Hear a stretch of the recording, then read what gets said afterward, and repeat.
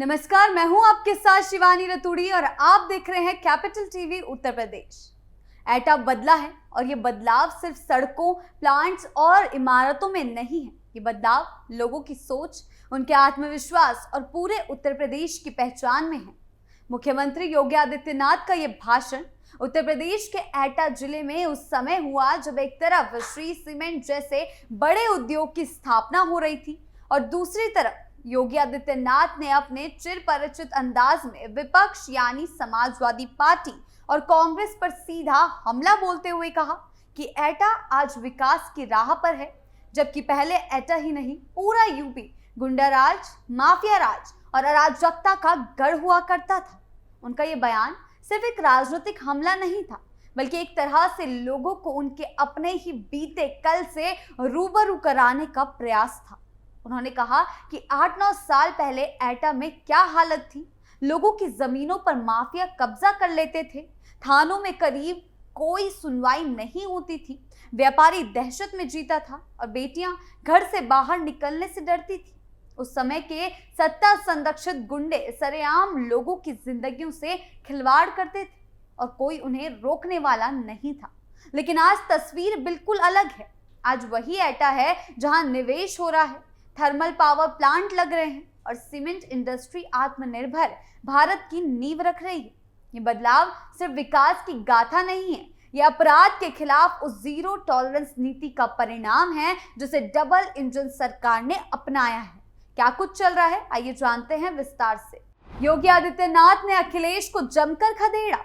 योगी आदित्यनाथ ने एटा में अपने भाषण में जिस सधे हुए अंदाज में सपा और कांग्रेस को घेरा है, वह न सिर्फ एक सियासी बयान था, बल्कि एक तरह से जनता को ये जताना था कि अगर बीते दौर की सरकारें सत्ता में लौटती है, वही अंधेरे का काल फिर से लौट सकता है। उन्होंने कहा कि सपा और कांग्रेस ने हमेशा साथ सबका लिया, लेकिन विकास सिर्फ और सिर्फ अपने परिवार का किया है। सत्ता में रहते हुए उन्होंने अपने रिश्तेदारों, करीबी नेताओं और अपने गुट को फायदा पहुंचाया, जबकि आम जनता गरीबी, बेरोजगारी और अपराध के अंधेरे में धकेली जाती रही। उनके अनुसार अखिलेश यादव के नेतृत्व वाली सपा सरकार में गुंडाराज अपने चरम पर था। अपराधियों को पुलिस और प्रशासन से डर नहीं लगता था क्योंकि उन्हें राजनीतिक संरक्षण प्राप्त था। मुख्यमंत्री ने यह भी दोहराया कि माफियाओं को सपा नेताओं से सीधा समर्थन मिला करता था और ये अपराधी न सिर्फ जमीन हड़पते थे, बल्कि गरीबों को, दलितों को, व्यापारियों को और महिलाओं के जीवन को नर्क बना देते थे। इसी सपा सरकार में थानों में दलितों और गरीबों की सुनवाई नहीं होती थी और महिलाएं खुद को असुरक्षित महसूस करती थी। लेकिन आज की सरकार यानी भाजपा की डबल इंजन सरकार ने अपराध और अपराधियों के प्रति जीरो टॉलरेंस की नीति अपनाई है, जिसके चलते आज वही माफिया या तो जेल में है, या उत्तर प्रदेश छोड़ चुके हैं, या फिर कानून के डर में बिलों में छुपे हुए हैं। अखिलेश के कार्यकाल की खोली पोल।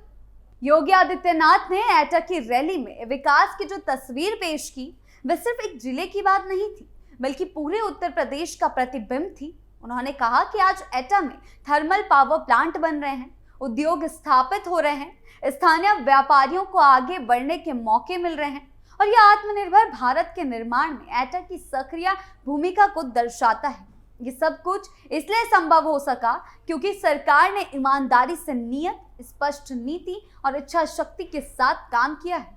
उन्होंने ये भी कहा कि भाजपा सरकार ने ये सिद्ध किया है कि यदि सरकार की मंशा साफ हो तो न सिर्फ अपराध नियंत्रित हो सकता है, बल्कि निवेश, रोजगार और सुरक्षा जैसे मूलभूत मुद्दों पर ठोस बदलाव लाया जा सकता है। इसी के चलते एटा जैसे जिले जो पहले अपराध के लिए कुख्यात हुआ करते थे, आज निवेश और विकास के मॉडल बन रहे हैं।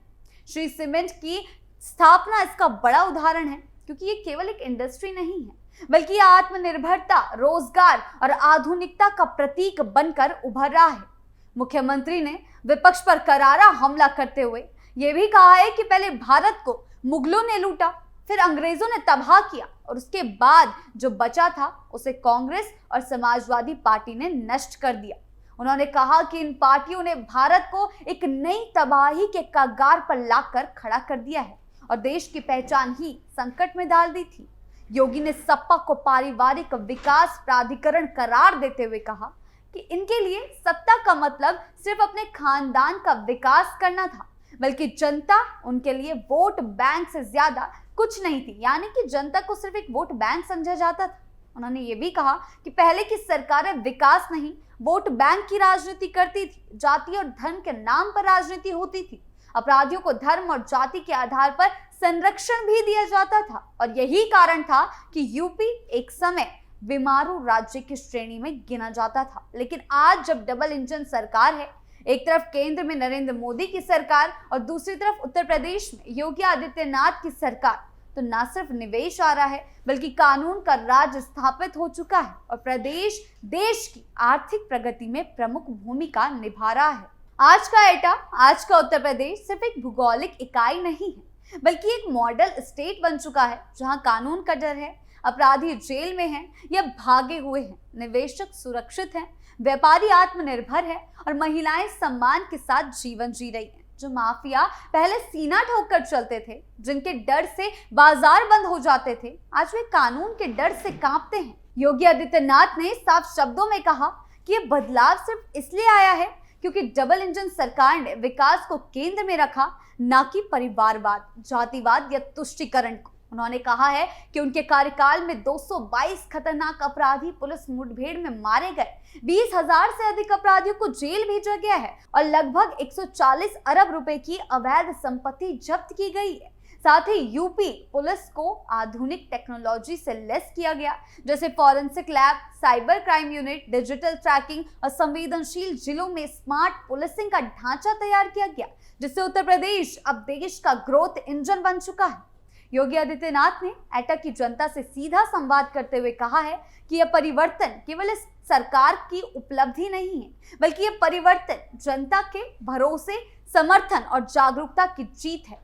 उन्होंने कहा है कि अब जनता जान चुकी है कि कौन उनके साथ खड़ा है और कौन केवल सत्ता के लिए जनता को धोखा देता है। उन्होंने लोगों से आह्वान भी किया है कि वे इस परिवर्तन की गति को और तेज करें, विकास की इस रफ्तार को बनाए रखें और माफिया, गुंडाराज और अराजकता को हमेशा के लिए राजनीति से बाहर करें। एटा का नाम अब किसी नकारात्मक वजह से नहीं, बल्कि निवेश, सुरक्षा और आत्मनिर्भरता के लिए जाना जाना चाहिए। यानी कि यूपी भी बदलाव की दिशा में है और ये तभी संभव है जब सरकार की नीयत साफ हो, नीति स्पष्ट हो और इच्छा शक्ति मजबूत हो। उन्होंने कहा है कि अब उत्तर प्रदेश वही नहीं रहा जो 8-9 साल पहले था।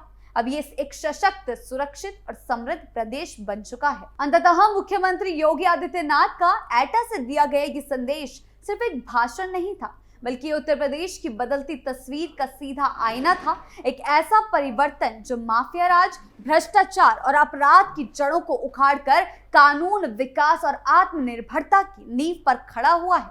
उन्होंने जो कहा वह जनता के अनुभव से मेल खाता है, क्योंकि लोग खुद देख रहे हैं कि जहां कभी अराजकता हावी थी, वहां अब निवेश और रोजगार की संभावना है। जहां कभी बेटियों को बाहर निकलने में डर लगता था, वहां अब सुरक्षा का भरोसा है। जहां कभी व्यापारी डर डर कर दुकानें खोलते थे, वहां अब कारोबार फल फूल रहा है।